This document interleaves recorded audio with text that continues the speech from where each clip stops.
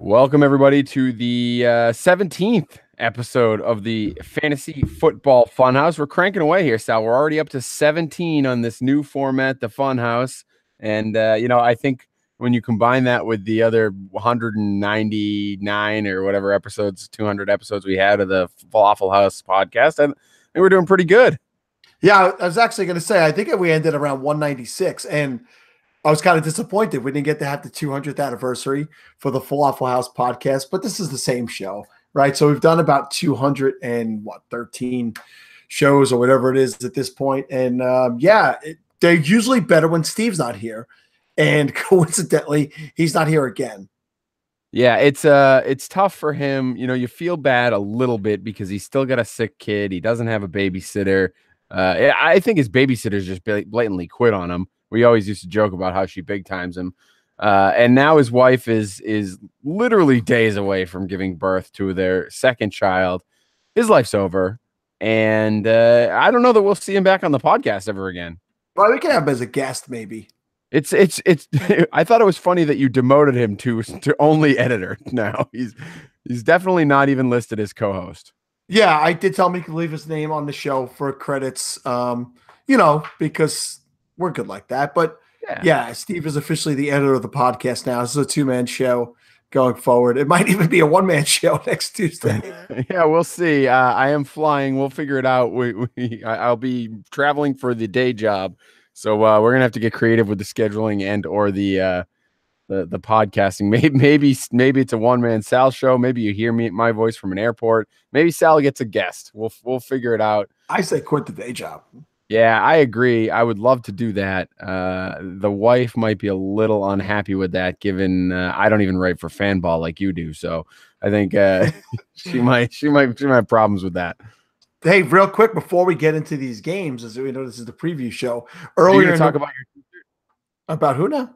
Your t-shirt? Are you going to talk about, because last time I figured someone sent you that t-shirt. This t-shirt was given to me by my daughter when she went to Tennessee this year for dance nationals, and it is a bear with a pizza, and It says, "I'm into fitness whole pizza in my mouth." I like it. All right, so that's obviously not where you were going with. No, so earlier in the week in our review show or our quarter pole show, I played the sound clip of Patrick Mahomes. It sounded like Brian Doyle Murray, and on the radio the following morning, I heard that in so many different places. I saw it all over Twitter. People were discussing Mahomes' voice. So I'm pretty sure they all got that from the Fantasy Football Funhouse. We've been ripped off plenty of times, I think, throughout. That's right, Adam Rank. We didn't forget you. Adam Rank. We did not forget about you and your Festivus. We've been doing Festivus for many years now. Can't wait for that episode, by the way. I know we're the Funhouse, but we'll still be doing a Festivus episode because what's more fun than Festivus? But really not much. There's really not much at all, especially when Steve gets maybe he'll guest star on that one for a rant. He does usually provide some pretty good entertainment for the Festivus episode. So he's been good on this podcast twice. That is correct. Yeah, that's right. So all right, Steve would like us to continue moving along though, because we do have a lot to cover. There are many games this weekend. Only two teams currently on bye yet again. The Bears and the Buccaneers will not play this week. So no Trubisky. Make arrangements. That's it. No Trubisky and no Fitzmagic, even though he's benched. He's no longer available. So we'll have more to talk about those guys when we kick off next week's show. We'll get right into the Thursday game, and it's my team, the Colts, or the Patriots playing the Colts at Gillette Stadium. I will be at this game, and so I will be getting the bird's eye view. And I guess we'll start off on the Colts side of the ball because T.Y. Hilton, the big news this week is that he is out now. He's not going to play in this game with a hamstring injury. Obviously suffered the injury on Sunday, and just too quick of a turnaround, I guess, to get it healed. It doesn't sound like it's a multi-week injury. I think if it wasn't a Thursday game, he might have had a little bit of a better chance of playing, but where it's a quick turnaround, he's not going to be in this one. So I'm going to start off real quick. We saw Andrew Luck have the big game last week, but he still wasn't throwing the ball downfield very much. not too many of these receivers are studs that are left for you. Ryan Grant projected by ESPN, and we're going to use projections to go through these games. It'll be ESPN Falafel League scoring, so that's a half-point PPR, basically. Ryan Grant projected at 9.8, Sal. He's kind of their only weapon. We've talked a little bit about the running backs. Maybe Nyheim Hines is the number one receiver now. Obviously there's Ebron, but there's no one that's actually listed at wide receiver that inspires any confidence other than maybe him and maybe a flyer on Chester Rogers. So does Ryan Grant get 9.8 by default? No, I don't. I think this. So I actually had to do the Fanball Fresh over at Fanball today for this, and you read at Fanball. That's right. Forgot. I listed. So I put up about how not only is Hilton, but Marlon Mack is out again, and Doyle is out again. Again, short week. Those other two guys might have been able to get in by Sunday as well. So that short week reaches out and bites you again. And now the only two guys I think I trust, and this is not even a great Ebron game because New England is second against tight ends on the season, but I think that tight ends could sometimes be fluky, that the defensive stats on that. Ebron could still get a lot of work. I would continue to start Ebron because he is the number 5, number 6 overall tight end. And Nyheim Hines, Patriots are 16th against running backs. I don't trust a single wide receiver. I think the ball will be spread out a little bit too much. I think there'll be a lot of short passing. I just think the Colts are going to overall get dominated in this game. It's going to be pretty ugly. And, I'd avoid everybody if possible, but it's not necessarily possible. So the only two guys I'll put a little faith in are Ebron and Hines. So no to Grant. I joked about picking up Robert Turbin in a 16-team league of ours, and I joked, but I did do it because I do think that he could be a serviceable running back for the team. This is a game where I wouldn't be surprised to see him either because the Patriots will most likely be willing to give them the run. I can't see too much more, too much else for them to give up, right? They usually lock into one thing. They'll lock into Ebron on this one. So I'm a little concerned about him, although I think you're right. You have to start him. And I think the passing game in general is going to struggle. So, but I think they're going to be willing to give up, some chunkier plays in the first and second down, 4 and 5 yards, first down and maybe a couple more yards on third down and be willing to get them into third down situations because I just don't know if they're going to be able to, the Colts are going to be able to convert. So I think the Patriots will give that up. So maybe that's where you see a little bit of play, but I don't know that I'd risk starting them, just throwing that out there. All right. On the other side of the ball, we know Julian Edelman is coming back in this one. Still unclear whether or not Gronk's going to play. He's got the, I believe it's ankle injury. I'm sorry. And, he didn't practice all week, but short week again, so he may not have had to. So we'll see if he's actually going to be active. Make sure you keep an eye on that. But Edelman projected to get 10.6 in his return. For me, that's a slam dunk. I think he gets it all day long. But what do you think, Sal? Oh, that's an over for me. I think he's going to come back, and he might have 10 points in the first quarter, and that's not even an exaggeration because we've seen this before at the Patriots. They'll come out and focus on one guy in the drive. Whether it be James White, he'll get 5 receptions in a drive. And that's going to be Edelman in this game. Right off the top, they're going to go to him, to go to him plenty. And that's an easy over for me. So interestingly enough, Sony Michel at 12.9. So I guess he wasn't on my list, but I'll throw that at you. Had the big week last week with over 25 carries. As you mentioned, he got your projection there. So would you have projected him for 12.9 in this one? You think he keeps it rolling? Yeah, Indy's kind of middle of the road. I guess running backs, they've given up 337 rushing yards over the 4 games, so they're giving up less than 100 a game. I got to say he's going to need a touchdown, obviously, to get to that number because I don't know if he's going to break 100 yards again this week.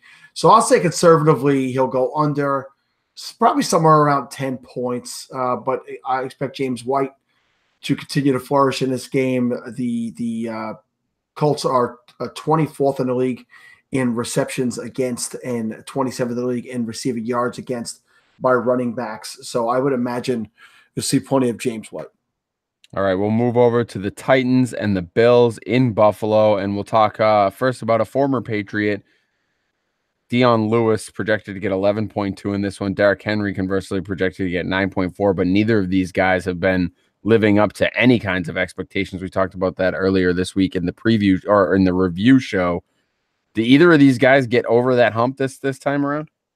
Tennessee actually very good against running backs. They haven't given up a rushing touchdown this year at all. They haven't given up a receiving touchdown. I hate to do this to you again, but they're not playing against themselves. Who did I say? Tennessee. God, I did do that last time, didn't I? Hello, America. I'm getting old. So now it's just going to be a joke. Like now I think you're testing me. Which game are you going to do it on? That I have to figure Sean McCoy in this game. Yeah, so I can actually see they actually have given up 5 rushing touchdowns. Right, the Buffalo is the worst when it comes to those rushing touchdowns this year. So I think I could see this finally being a little bit of a Derrick Henry game. I think that they really need to get something going in a run. I'd probably start both of them if I have them in this game. Buffalo is not good. I don't know if you've paid attention. I mean, I could have not paid attention because I thought Tennessee was playing against themselves. But yeah, I'd be comfortable starting both guys in this game. It might be more of a challenge if they had to figure out how to beat themselves, but they will be playing the Bills, who are doormats basically this year. So I think you're right. I think both guys will get going. I always tend to lean more towards the Dion Lewis side. I just think he's a better running back in general. And, you know, with his Patriots connection, I think he's comfortable with the coaching staff and the guys that are in the front office in Tennessee. So I can see this being a big Dion Lewis type of game, but they may need to use Henry to close things out if they get ahead early. Maybe see a lot of rushes. If Henry can get in that 20 carry range, he might start to get something going. I think he's the type of guy that needs to have some volume. We've talked about this a lot, and he really wears down defenses. And I'm looking at his carries. He's had 2 games where he had 18 carries in the middle, but that's against, you know, the Jacksonville defense, which is incredible, and the Houston defense, which is, you know, their front line's pretty good. So I could see struggling a little bit there. So maybe this is a game where he gets, 20 to 25 carries and he just looks a little bit better towards the end of the game. We will see on that. The Bills, I didn't even look at any of their projections, but does a single Bill score more than 10 points this week? No. All right. I mean, have a single Bill scored more than 10 points this year? I don't know. I really don't know. Josh Allen. Josh Allen had the one good game.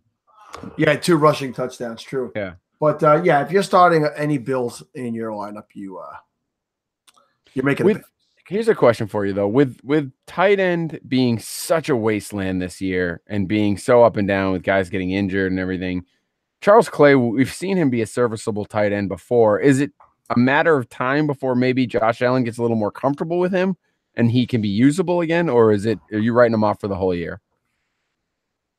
No, I mean, Charles Clay's a good player, right? So I don't know if I'm rostering him right now, but I think I'm keeping an eye on him.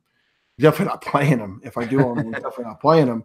And Tennessee is 4th against tight ends this year. That's the right team, right? They're not playing against themselves. They would be playing against the tight ends defense or the Titans defense, okay. Not the Bills defense. So yeah, it's not something I'd use now, but like you're saying, traditionally it's an outlet for a rookie that becomes comfortable, dumping to the running backs, dumping to the tight ends. All right, we move along to the Falcons and the Steelers in Pittsburgh. This is home, Ben. It's the Falcons who have been on a roll, crushing it. I expect a lot of points out of this one. And my boy, Devonta Freeman, hot garbage, as we like to call him on this podcast, coming back in this one. Projected to get 12.5. Meanwhile, on the other side of the running back tandem, Tevin Coleman drops down to a 9.1 for this one. Really didn't do much with the opportunity that he was given while Freeman was out, to be honest with you. He wasn't overly spectacular, but 12.5 for Freeman and 9.1 for Coleman actually seems to me kind of right on the money. I'm not expecting a huge game out of Freeman, even though I do expect a lot of points to be scored in this one. I do think of it more as an air shootout, and I can see Freeman getting some work and them trying to keep him a little fresh and easing him back into his first game. What are your thoughts? Yeah, and keep in mind, Coleman limited middle of the week, so check that as you get closer to game time. We saw Smith get used quite a bit last week and get worked in there. I don't think that'll be an issue if all 3 of them are playing. But yeah, I like Devonta Freeman to go over that number. I think that they'll look to get him heavily involved. I think that that's the balance of the offense that they haven't had there. And they're losing games. I don't think they're losing games so much because of their offense, more because of their defense. They're in shootouts, but I will say Freeman goes over, and I'll say Coleman probably does. It's at 9. I'd say, like you're saying, that's probably about a push. So I'll say under for Coleman this week. All right, so under for Coleman. And the other guy I got to ask you about is Calvin Ridley, who's just been on absolute tear lately with the 6 touchdowns in the last 3 games, 14.7 points in week 2, 37 points in week 3 with 3 touchdowns and the 146 yards, and then another 19.5 as he scored 2 more times last week. Does he keep it rolling in this one? The projection is for it's only for 9.2, so ESPN does not think that he's going to keep that going, and they're hedging their bets here. I would absolutely have to play him because Pittsburgh is brutal against the pass game, 31st in the league against wide receivers. I would consider starting Mohamed Sanu in this game. If I'm in a deep league and I start 3 wide receivers and flex, I would consider all 3 wide receivers for Atlanta. But definitely Ridley goes over. All right.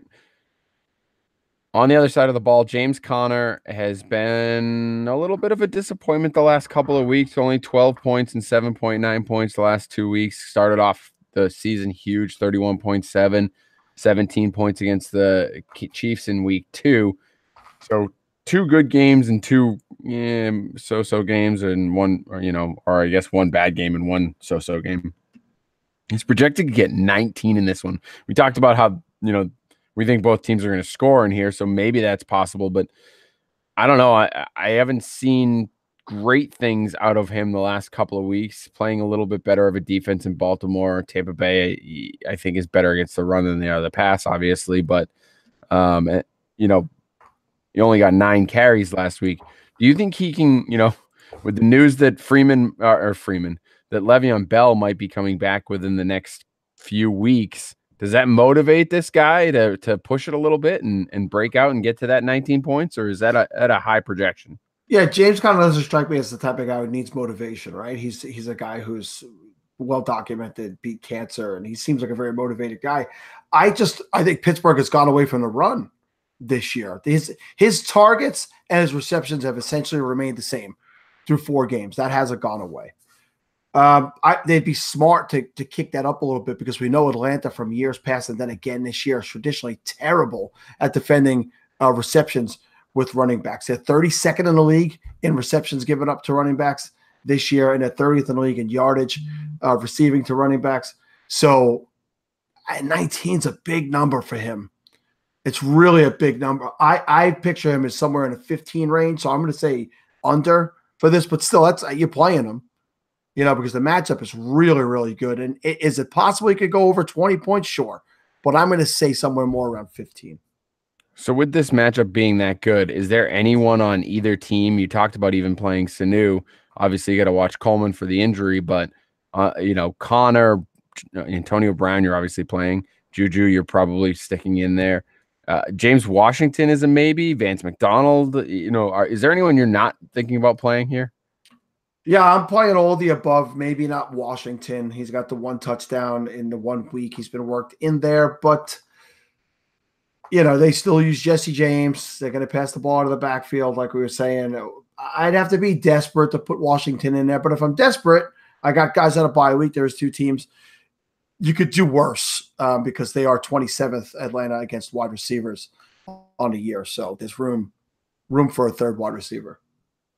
All right, before we get into the Broncos and the Jets, I just want to remind everyone that is not listening to us on the Gridiron Expert feed that we are a member of the Gridiron Expert feed. So go over there, check them out. You can get this podcast as well as a couple other podcasts on that channel. You can check out gridironexperts.com because they have a lot of great stuff on that website, with rankings and news updates and projections and anything you can possibly think of that you might need to get your lineup right before the end of the weekend so you can beat all your league mates in your week's matchup. They have it. They also have an awesome store for fantasy gear So check out gridironexperts.com. Go over there right now while you're listening, and unless you're driving, don't do that. Don't check websites while you're driving. That's bad news. Save time. Do it while you're driving. Yeah. All right. So Sal, we're gonna be sued for nothing, but speak to my lawyer, Steve Marcus. Hey, just so everyone knows who's looking to sue us, Sal works at Fanball. That's fanball.com. He's the one with the paycheck. So definitely. Not anymore, evidently. All right. Anyway, gridironexperts.com. Check them out. The Broncos, Sal, have been a little bit up and down.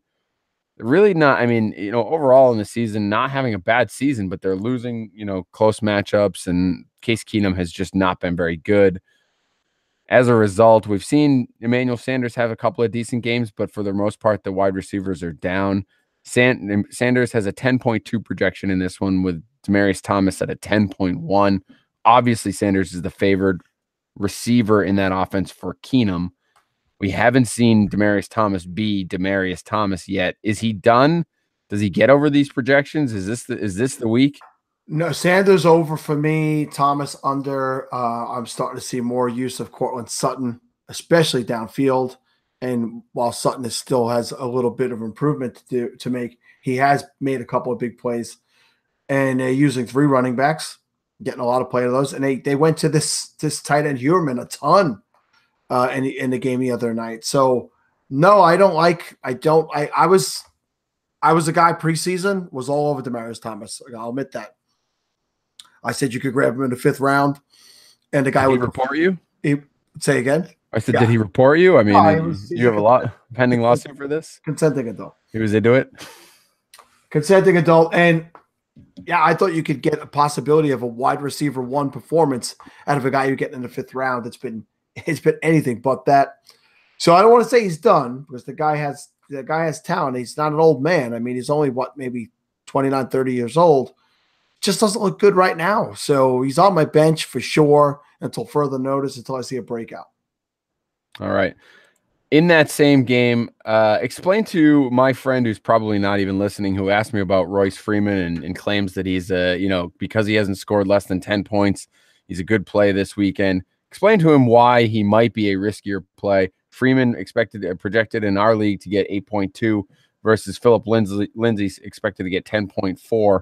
I think Lindsay's the better play. Freeman risky, for me. Tell him why, please, because he doesn't listen to me.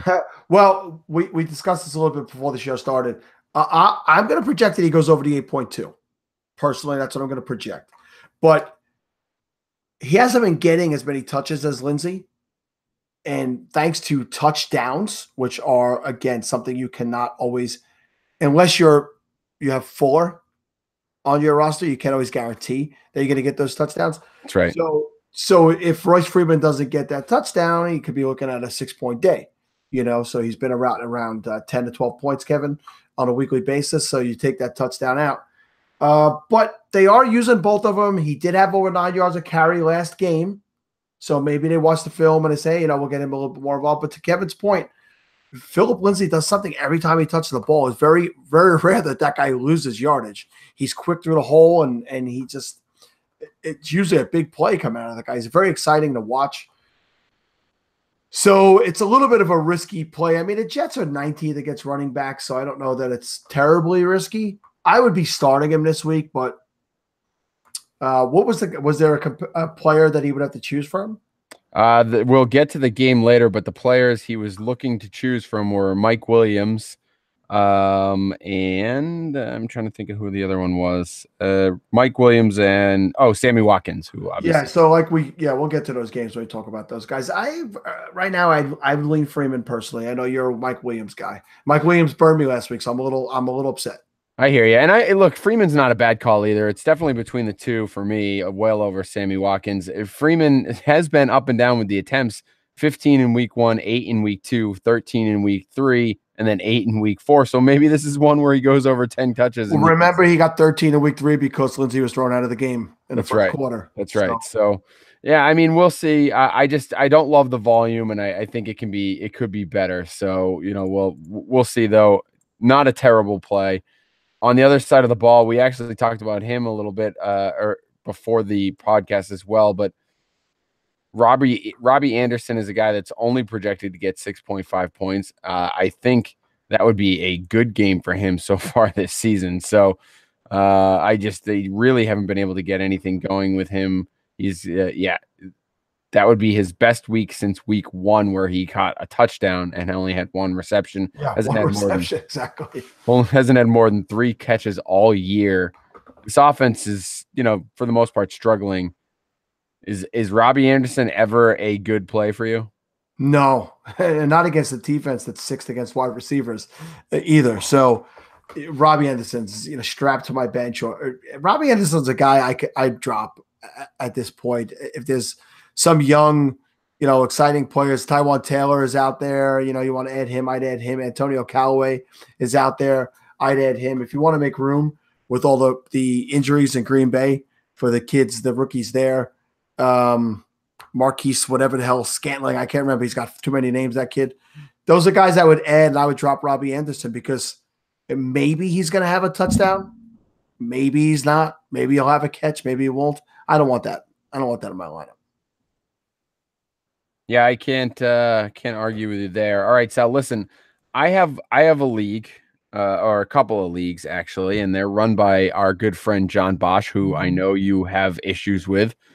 But in this league, he requires you. Well, actually, I guess it's not required, but there is a component of the league that includes DFS.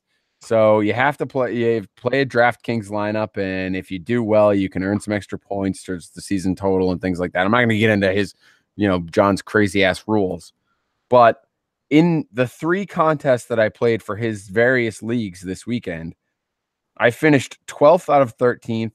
9th out of 12th, and 7th out of 8th. I was absolutely dreadful. I need help. I'm in at least 2 of those, I think. And I believe I finished 3rd in each one of them. Well, then what are you doing? What are you using to get up to the top there? I'm glad you asked, Kevin. You know where I go to play like a pro? I go to thequantedge.com because they have the tools I need to play like a pro. With their lineup optimizer, injury tool, wide receiver cornerback matchup, and head-to-head tools, you will be armed with everything you need to win, or at least not finish last. Make up to 150 lineups in seconds, see matchups to exploit, and compare players to help you make the right decision that you may be on the fence about, all at thequantedge.com. You'll get exclusive access to their industry experts, articles, podcasts, and the TQE community by participating in a premium membership chat. Here at the Fantasy Football Funhouse, we have a special deal for all of our listeners, whether you be loyal or unloyal. We don't really care. Use promo code FFFunhouse. Get 10% off the first month. Once you go there and you get 10% off that first month and you use it and you see the difference it makes, not just in your daily fantasy, in your season-long leagues and straight-up gambling. They got straight-up prop bets and weekly picks against the spread, the over-unders. There's a lot more than just DFS knowledge being given out there. And that premium chat, join there and go to the chat. Sunday morning, you're in there with Elliot, with some of the other guys who are writing the articles, the guys who put out the podcast, and you're getting there up-to-the-minute advice and things to change and, stuff that's breaking that you may not know about. So it's well worth the value, and you can get $10 off by using FF Funhouse now. All right. Well, FF Funhouse. I think I can remember that. It should be relatively easy. So get in there and get that done. We will move along to our next game here, which is going to be the Jaguars and the Chiefs. This should be an interesting one, Sal. I'm actually looking forward to watching this game. The vaunted Chiefs offense against the incredible Jaguars defense should be a good matchup. I'm curious to see how Andy Reid wets himself in this one.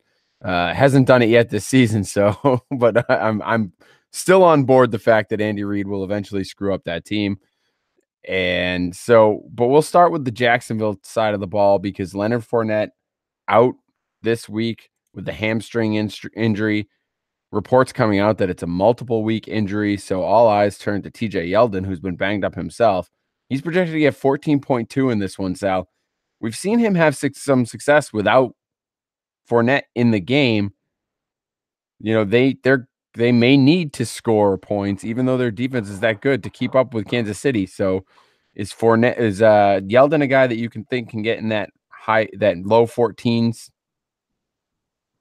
I mean, I'm going to say yes, because Corey Grant is there, and Corey Grant is big play and good. But Yeldon is the guy that they go to. He gets the significant amount of touches. Kansas City, they're terrible against the run on defense. 32nd in yardage given up receiving to running backs, 30th in receptions, and then 28th against yardage given up rushing to running backs. They've given up on average a touchdown a game rushing and a half a touchdown a game receiving to running backs. It's just brutal. So Yeldon's locked and loaded in there, and I could easily see him going over that number. Oh, all right. So if you can see him going over that number, I agree with you. Actually, I think Yeldon could have a very good game in this. Just, you're right. Kansas City's just been absolutely dreadful on defense. On the other side of the ball, Tyreek Hill, who we've seen have some incredible games, is down a little bit in the last couple of weeks, only scoring 10 points last week and 6 points 6.6 the week before. This is an incredible defense. He's only projected to get 12.5 points in this one. Does he rebound and get back into that wide receiver 1 range, or is he the type of guy that's sort of becoming big play / touchdown dependent? Yeah, we haven't seen as much out of him the last couple of weeks as we did in that first week, and I think I have to play him if I have him, because he has that ability, right? And Watkins might not play in this game. That's going to be something to keep an eye on, which means more targets might go his way. But we also did see on Monday night a spread out offense, and by spread out I mean a lot of different targets being used. Conley and Harrison, the secondary tight end, was used a lot in that game, and of course you always got Kelsey. But I have this matchup up on my screen, and Jacksonville's defense. So when you have these defenses in a yellow and a green and a red, Jacksonville versus the quarterback first, Jacksonville versus running backs 5th, Jacksonville versus wide receivers 1st, Jacksonville versus tight ends 5th. I got to play Kelsey, right? I got to play Mahomes. And I got to play Hill. But, man, I'm not going in there convinced that I'm going to get the games that I've gotten from them in recent weeks. But let's see. Kansas City has answered every question. They went into Denver on Monday night, as we talked on a review show, and in a hostile environment, and stepped up and won. This is at home. If Mahomes can pull this off and put up a big number in this game, I'm going to be damn impressed. In order to do that, he's going to need his weapons. Yeah, I agree there. I'm nervous for their offense in this one. I joke about Andy Reid and all that, but I am nervous for their offense in this one. They've answered the bell every time. You're right, but they are going to have a game where they struggle, and Mahomes is going to look like a young quarterback at some point this season, and this looks like the perfect game for that to happen. Luckily for them, they are at home, but we will see. All right. If he struggles, reach out to the person who owns him and trade for him right away. No one is moving Mahomes right now. I guarantee you that. Even if he struggles in this one, the narrative will be, well, it's the Jacksonville defense. So Packers and the Lions in Detroit. And I want to ask you about these Packers. I mean, we talked about the receivers a little bit. There's no one left for Aaron Rodgers to throw the ball to. You gonna have to check all week to see what's going on with Devontae Adams, Randall Cobb, and of course Geronimo Allison, all banged up in some way, shape, or form. But I really want to talk about the running backs, because it looks like they're going to need them this weekend. Aaron Jones only projected to get 6.2. Sucker's bet. Ty Montgomery, strangely enough, projected to get a point more than him at 7.2. And Jamal Williams down at 5.5. That one I think might actually be accurate. I'm assuming you're taking the over on Aaron Jones. Yeah, I mean, Detroit is 30th in the league against running backs. It's worst in yardage, 624 rushing yards. You're giving up 32nd. But they also give up plenty to the receiving as well. So I could see Montgomery going over the number. I could see Jones going over the number. And depending on if the Packers get up Williams might even break that number. But like you said, they're down to a rookie. Their first three running backs, of wide receivers rather, are limited or possibly not going to play. I think Adams will play, right? But I think it's a legit chance that Cobb will be out again, and Allison as well. So if you want to add, I did that in our Falafel League today, Marquise Valdez Scantling. Is that how you say his name? Nice job. I added him today. It's going to be something you're going to wait and watch, but you want to own pack of wide receivers, even if they're rookies. Yeah, I have to imagine that the extra projection for Ty Montgomery in this one is that the thought that he's going to be used as a receiver a little bit. That's got to be my thought as to why he'd be projected ahead of Aaron Jones. I still think Aaron Jones probably outscores him because I think they are going to want to run the ball. That they're going to need to slow the clock down a little bit or speed up the clock, slow the game, whatever you want to say. Slow it down. They're going to want to keep the ball out of the hands of Matt Stafford a little bit. So I think they're going to need to lean on the running backs a little bit more than usual. Again, I'd also expect an uptick for Jimmy Graham in this one as well. Last week's in Scott Fishbowl, my bye week replacement for Christian McCaffrey was Aaron Jones.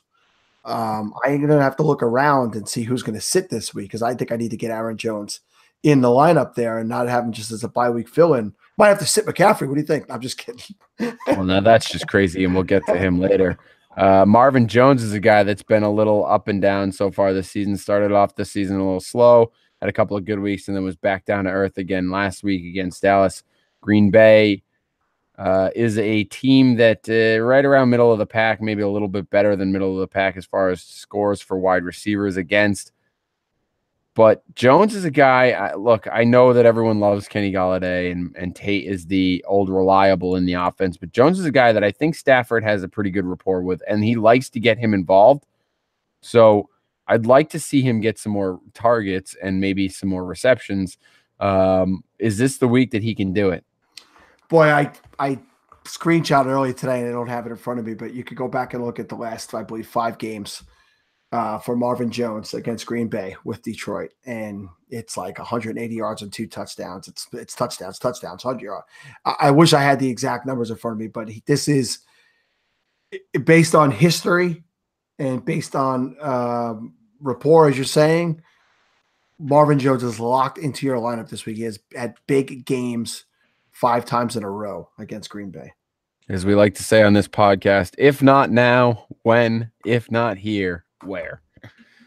All right, we will move along to the Ravens and the Browns in Cleveland. And Sal, I don't know what else Smokey has to do to get some respect. Michael Crabtree is projected to get 9.4. John Brown only projected to get 9.1. How is this even possible? Who does these things? Mike Clay? I got to talk to him. I gotta say it. I think it's Mike Clay, and he missed the mark on this one for sure. Yeah, John Brown is clearly the favorite wide receiver in the offense. Again, his usage inside the 10-yard line, his usage near the end zone is far greater than what Crabtree is seeing and what Crabtree saw in Oakland. So, yeah, I definitely an over for John Brown for me. John Brown hasn't scored less than 11.1 points this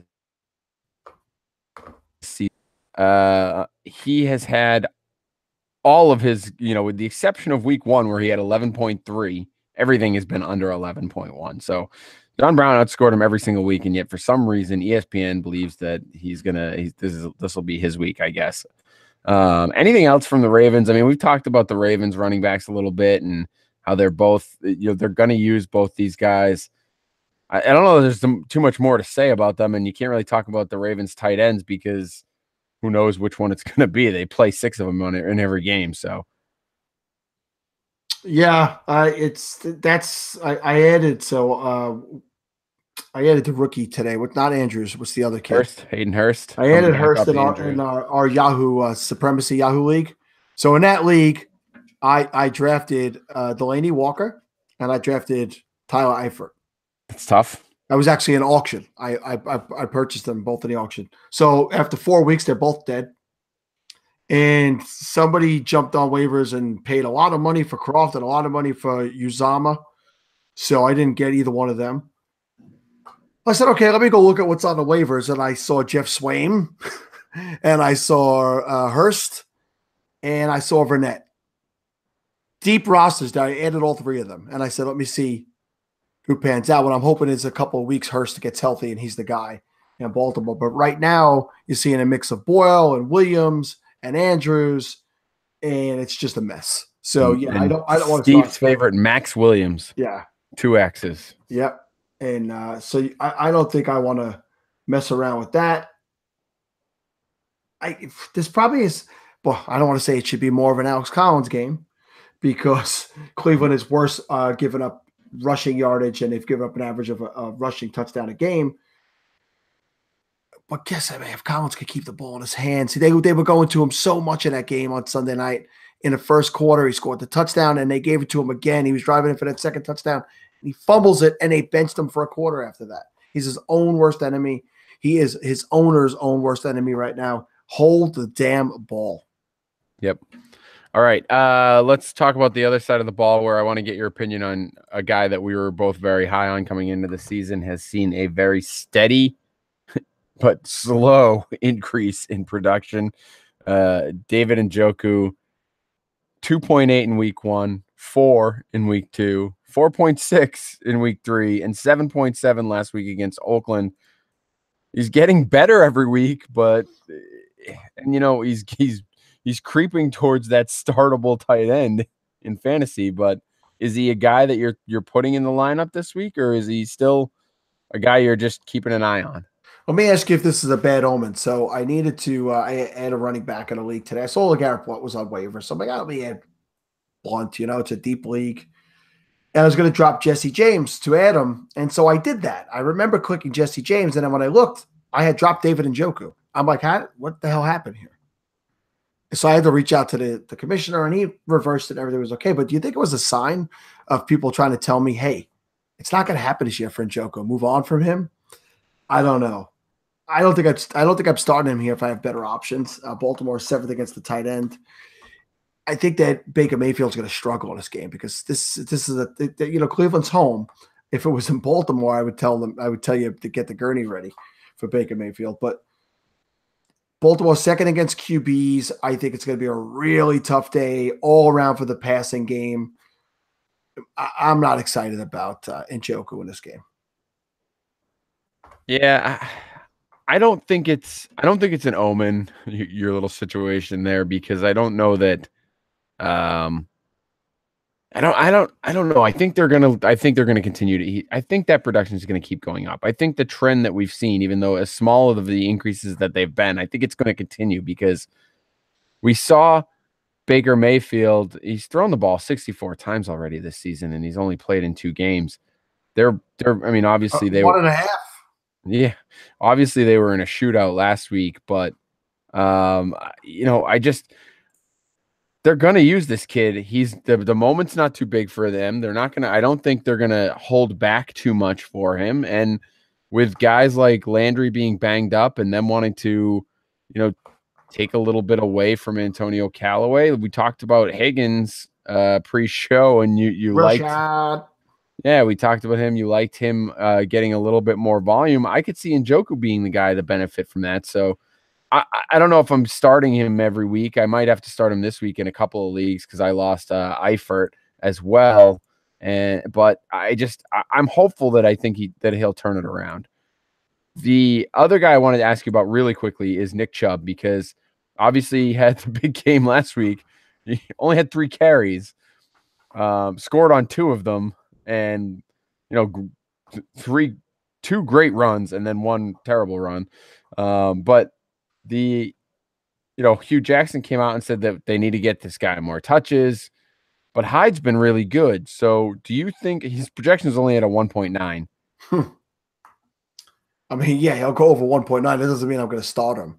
I mean, I might throw Carlos Hyde in a couple of DFS lineups, so I could try and hit on a big play, but Baltimore is another one. When you look at their defense, they're red across the board everywhere except for against wide receivers. They're 3rd against running backs.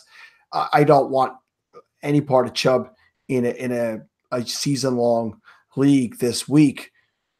Because prove it to me, Hugh. Prove it to me you're going to give him the touches. You could talk a lot of garbage, but I got to see it first before I can say, oh, all right, they're going to do it. All right, we're well behind, as Steve would like to say, so we're going to move along to the Giants and the Panthers in Carolina. And I'm not sure if it's something that we'll see for the rest of the season going forward, but I certainly wouldn't be surprised, Sal. Saquon Barkley, 17.2 projection. Odell Beckham, 14.4 projection. Saquon has officially, in the eyes of ESPN, taken over to be the dominant force in that offense. Do you agree? And which one of these guys, if not both, or if not either, goes over their projections? I'd say the only reason I agree is, well, one, because Saquon will get the ball both rushing and receiving. But as we spoke about on a review show the other day, they're not throwing the ball downfield. So the ball's going to the running back, right? So right now, I don't disagree with that. So I think Saquon Barkley will be right around 15 points. So I'll say over on that. And Carolina defends the wide receiver well, but they've only played 3 games. So it's not a whole lot to go off of. Not the 4 games is so much more. I'm going to say that Odell's squeaking this week, and the squeaky wheel is going to get the oil. And I think that he'll go over as well. I think both of them will go over 15 points this week. All right. I tend to agree with you on that one. And on the other side of the ball, you know, it's funny because Carolina's a decent team. Really not a lot to talk about with them offensively. I'm looking at them. I'm like, you're going to start Cam. You're obviously going to start McCaffrey. Funchess is probably a wide receiver 3 or a flex for most teams. And that's about it. I mean, maybe you're waiting on Ian Thomas as a shot in the dark tight end to replace. He should be back on waivers right now. But yeah, he should probably be back on waivers. And Torrey Smith. I mean, none of these guys, DJ Moore, the rookie, haven't really done anything. So my question to you in this one, since we don't have anything else good to talk about, McCaffrey's projected at 18. So does he get that, or is that a little too much? Well, I mean, if he catches 10 passes, which is likely, possible, I should say, that's 5 points alone right there.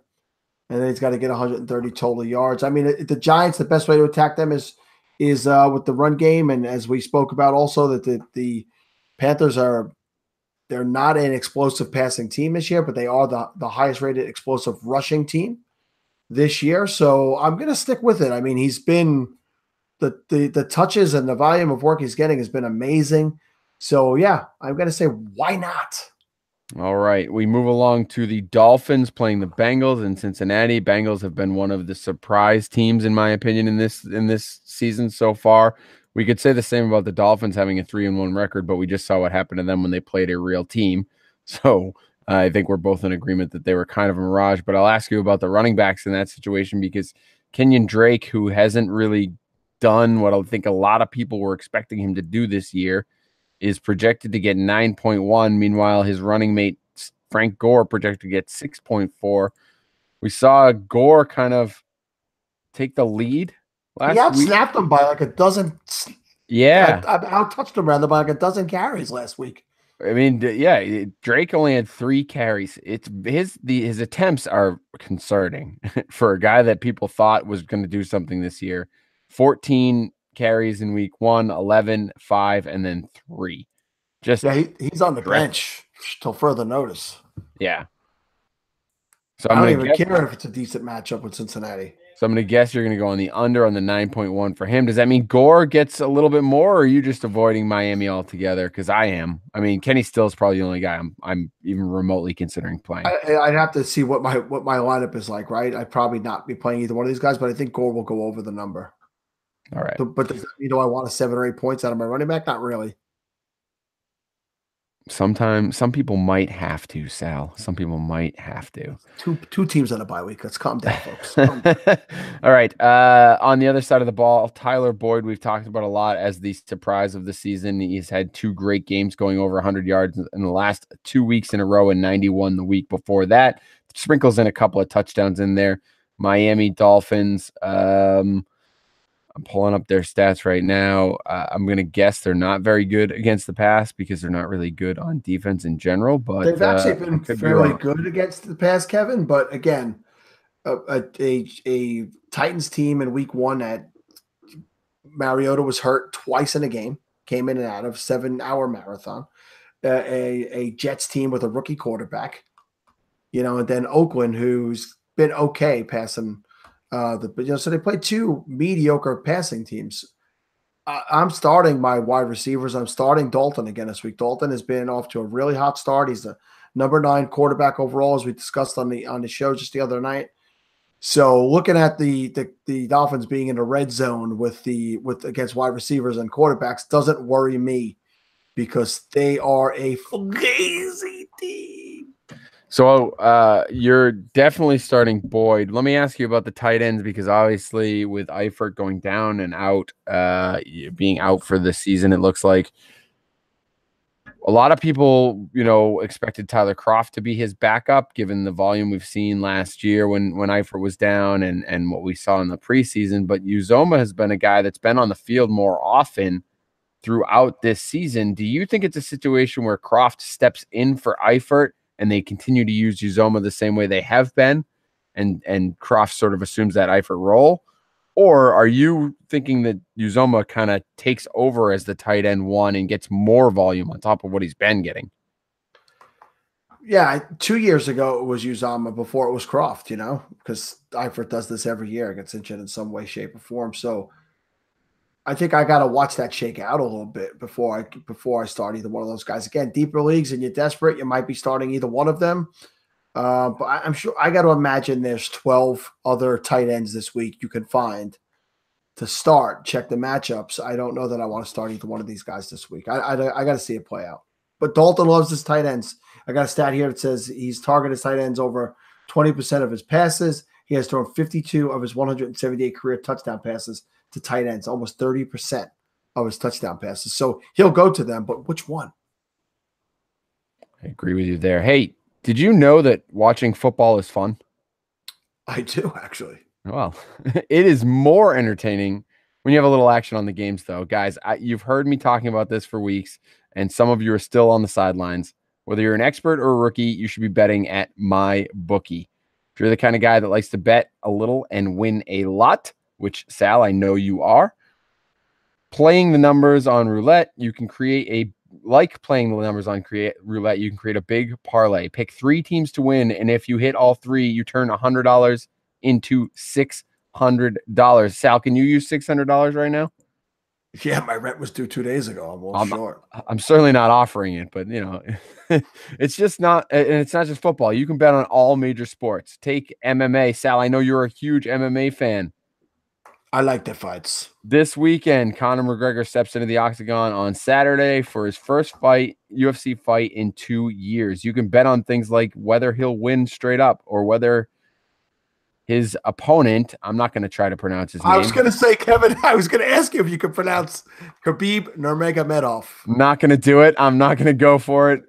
You can bet whether or not either of them will deliver a first-round KO. So I recommend mybookie.com because I really trust them. It's one of the one bet I know you'll be happy with all season.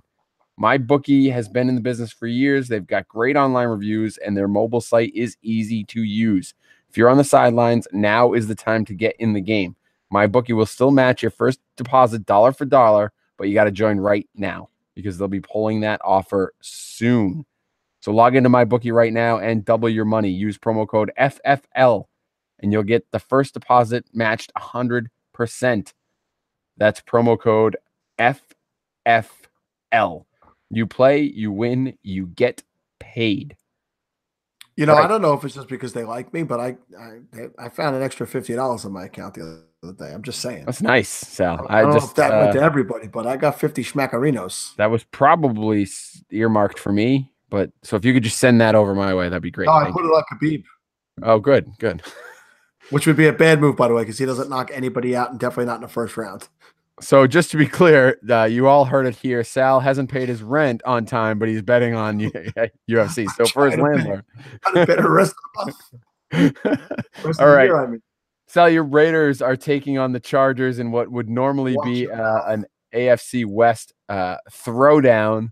Raiders have not looked great this season, though, and the Chargers actually do look pretty good. Do you think it's going to be that classic AFC West matchup between these two? I think it might be a shootout. Yeah, the Chargers have not been what we thought they would be on defense this year. We thought they would have a good secondary, but they just have not played up to snuff. So I agree with you. I think it will be a shootout. Chargers are at home, but we've watched them play at home. It's very rarely a home game in that environment, in that stadium. So I can imagine, being at it's LA, that you're going to see a large Raider contingency there. So a lot of Raider fans still in LA, huh? Yeah, they're just all over California, and they're in trouble. I watch out for those guys. So I could imagine this should be an interesting game. The Raiders played better last week.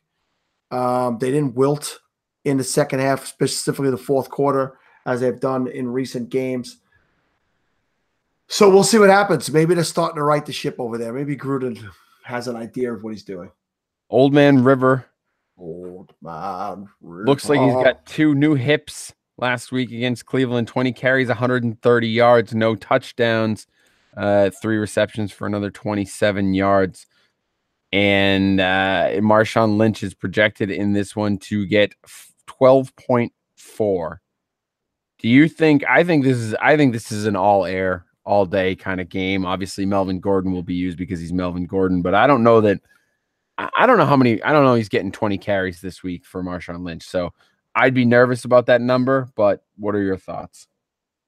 I think you got to play him until he doesn't score a touchdown. But he's one of those guys. He's got a touchdown in every game, and he's got somewhere by 60 plus yards. I think last week he was up, close to 80 and 90 on the ground. So I'm going to continue to play him and hope for the touchdowns to continue. But if they get in close, let's say Amari Cooper figures out a way to catch a ball, but trips over his own shoelace and falls at the 2, in comes Marshawn. So I think they like Marshawn. I think Marshawn, he's running angry again. I don't know if you got to see that game. No, probably not, because you were at the Pats game, but this weekend you get to see it. He looks a little rejuvenated, a little revitalized. So I'm going to play him. Yeah, I mean, a year off usually helps. So hopefully he can keep it up for the whole season. On the other side of the ball, one of the guys that we talked about earlier with my buddy trying to figure out between Royce Freeman and Mike Williams. My recommendation was Mike Williams. ESPN's with you, I think, in that they only have him projected for 7.7. I just like what Mike Williams has done so far this season. He's obviously, he is a bit of a boomer bust. I get that. I get that perception. He only had the 1 catch for 15 yards last week against San Francisco. You would have expected a lot more out of him. But overall, he's been relatively steady the rest of the way. I mean, 81 yards in the first week, only 27 yards in week 2, but he gets a touchdown, and then he explodes in week 3 for 81 yards and 2 touchdowns. So with like I said, this is expected to be a shootout, in my opinion. I think he's going to get some volume, especially Keenan Allen showed up on the injury report this week, a little bit banged up, and I could see them giving him some extra looks. Listen, I'll probably have him in there again this week. I was so disappointed. I really thought he'd have a big game against the Niners last week, and it just didn't happen. I happen to have the Fanball pricing open in front of me right now. Mike Williams. Fanball.com, where you can find Sal's articles. Yes. And they also obviously have DFS there. And Mike Williams is $7,100 this week, and Tyrell is only $4,000. Bargain on Tyrell. Tyrell projected to get looks like 7.2, so not far behind Mike Williams. He's been far more steady, but so much less spectacular. No, I think Mike Williams is the more impressive specimen and athlete. Williams has just been in the league a little bit longer and healthier and whatnot. But Mike Williams, maybe a draft where you don't have to get prices. There you go. That's the way to do it. All right, let's move along to the Cardinals and the 49ers. Yeah, I struggled to find anything interesting to talk about in this game, to be quite honest with you. Larry Fitzgerald, 8.8 is the projection. I don't know how you trust anyone on either of his teams. I don't even know if that's worth talking about. God. San Francisco 20th against wide receivers. I probably roll Fitz out this week. Yeah, I would say that too. Then you look at, I mean, he hasn't had.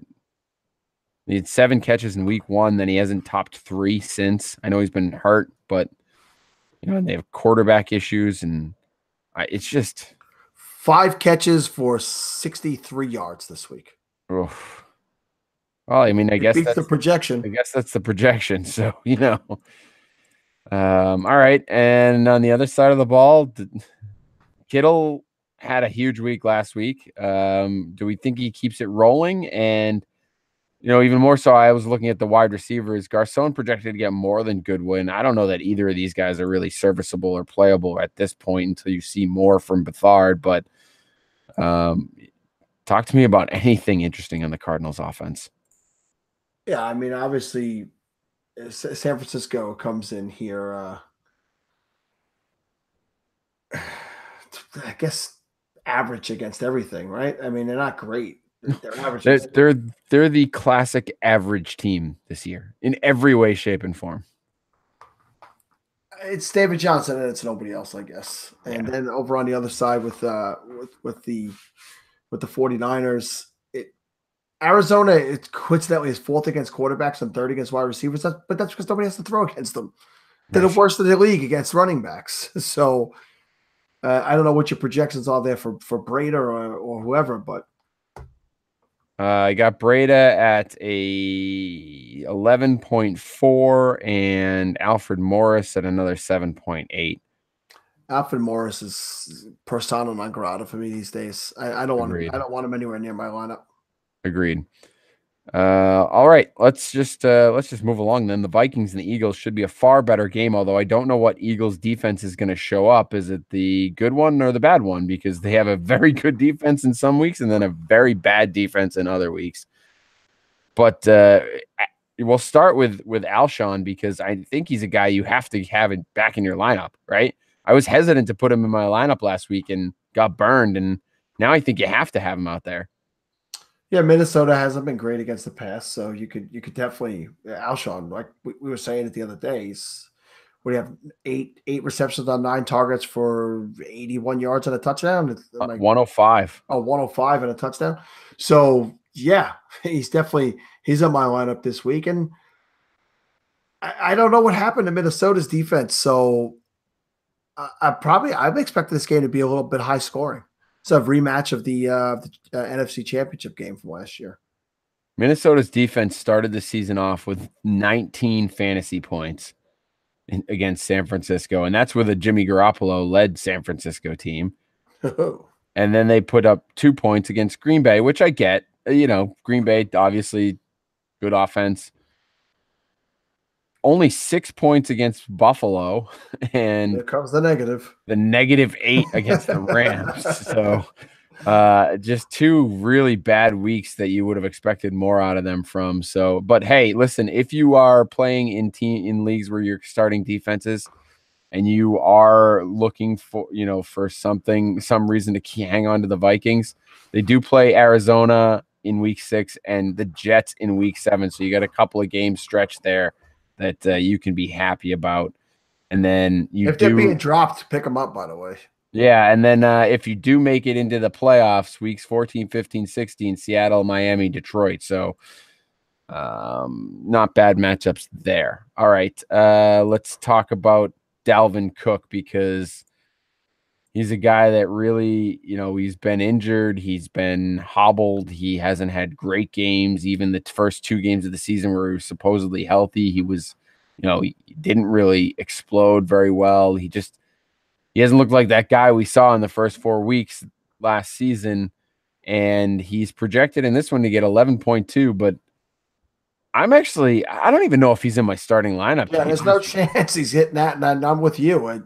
Until I see him, I don't want to hear about pitch counts, and I don't want to hear about missing practices.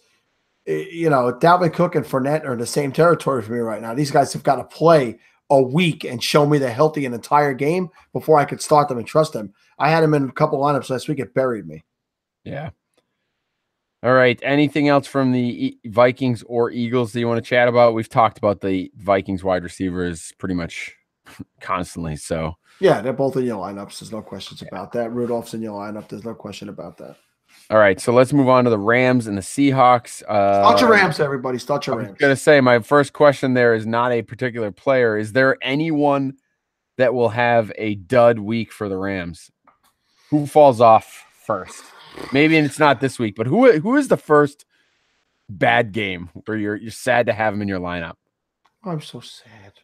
Probably Brandon Cooks, because he's been a guy who's been known to, be a little bit more boom or bust. He's been mostly boom this year. And I think Woods is a guy that they go to. Well, I should say Kupp is a guy who's had that high red zone target percentage last year, but he's got big plays this year, Kupp. And I think Woods is another guy they feel they can rely on a little bit more. They don't get the tight ends involved. Both of those guys were decent draft picks, NFL draft picks in back-to-back years, and I thought that they would somehow work those guys in. They don't use them that much. They don't need them. You're right. So I think that they go more to guys like Woods and Kupp when they get close to the end zone, and Cooks is the downfield guy. So I'll say Cooks. Cooks will be the guy. Yeah, I tend to agree with you. He does have that boomer bust mentality. On the other side of the ball, Doug Baldwin should be returning in this one. ESPN has him projected for 10.9 in the return. Seems a little aggressive to me for a guy who may not be fully all the way back yet. Yeah, I guess you're hoping for a lot of targets, a lot of receptions in that case, because we know the downfield guy is Lockett now at this point, right? So the big play is not Baldwin's forte. So, boy, I would say if you get 10, you're happy out of Baldwin this week. The Rams actually not bad against the pass either. I mean, the defense itself, 21st, I guess, against the wide receivers. Well, 20.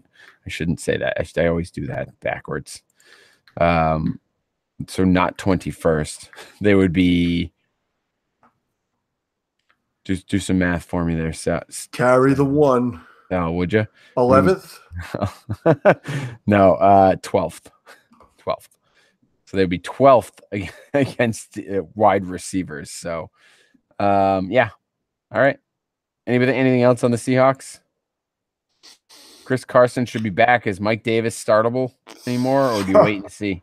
I don't think I'm starting a Seattle running back this week. They said that Mike Davis has earned time, and I just want to kick the coach in the nads. I can't take it anymore. I just fall off the face of the earth, Pete Carroll, will you?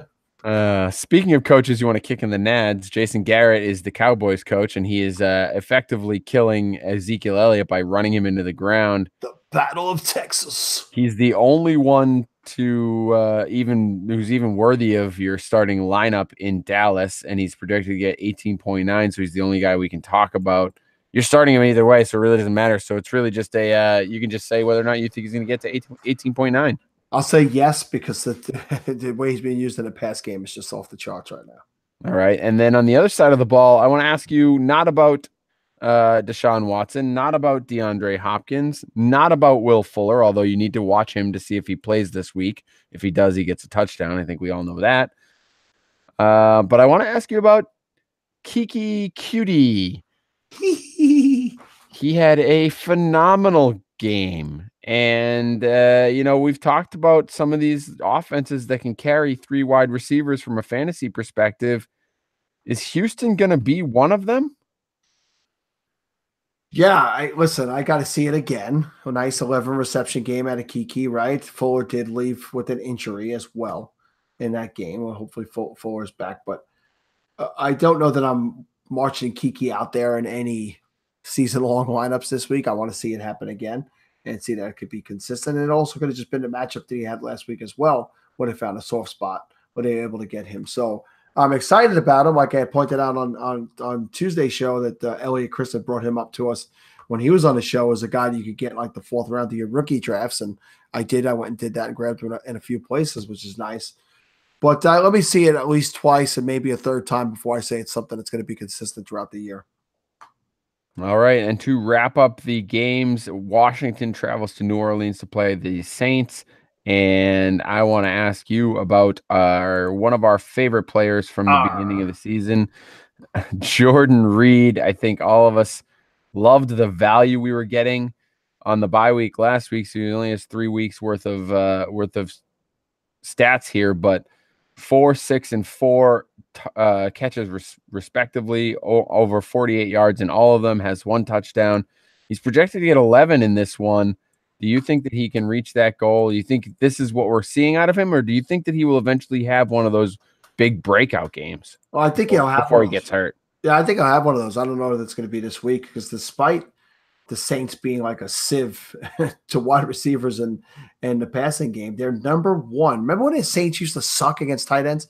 Yeah. They're number 1 in defending the tight end this year. They have not given up a touchdown through 4 games. They've given up an average of only 4 receptions to tight ends through 4 games. It's they're defending well, but that's because they're just going big play downfield. Now, who's the big play downfield guy for Washington? And maybe it's Doxson. I don't know. Maybe this is a game where we see Doxson get out there, but Reed has done that before. But you know who also does that?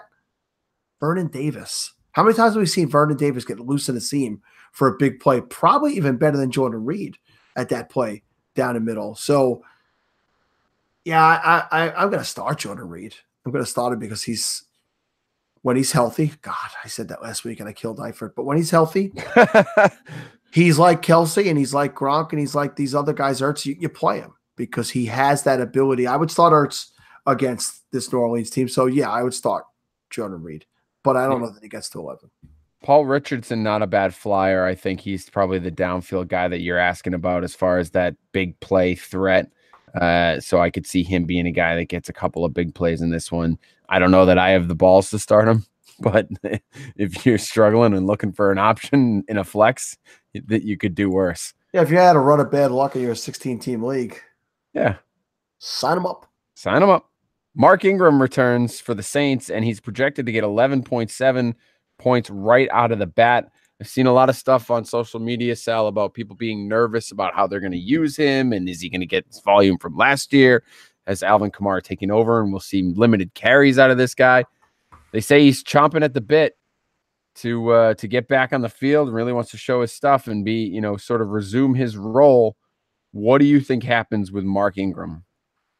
Only because I know that Scott might listen to this, and Scott's a stickler for champing at the bit. Champing at the bit. I'm sorry. Yes, champing at the bit. Yes. And that bothers Scott. I've seen him get upset about that. I can see that, and I actually know that, and I should have done better. So I personally apologize to Scott.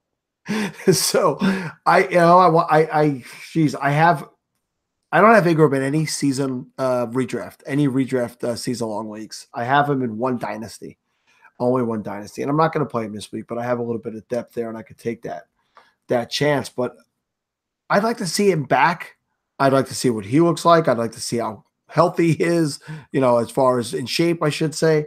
And I want to see if they go away from Kamara, who's been the number 1 running back in the NFL through 4 games. And if they feel at this point what Kamara deserves to be a lead guy. I know that they worked better last year together, but give me a week of Ingram before I pop in my lineups. I don't see him making it to that number. Yeah, for me, it's hit one touchdown and it changes everything.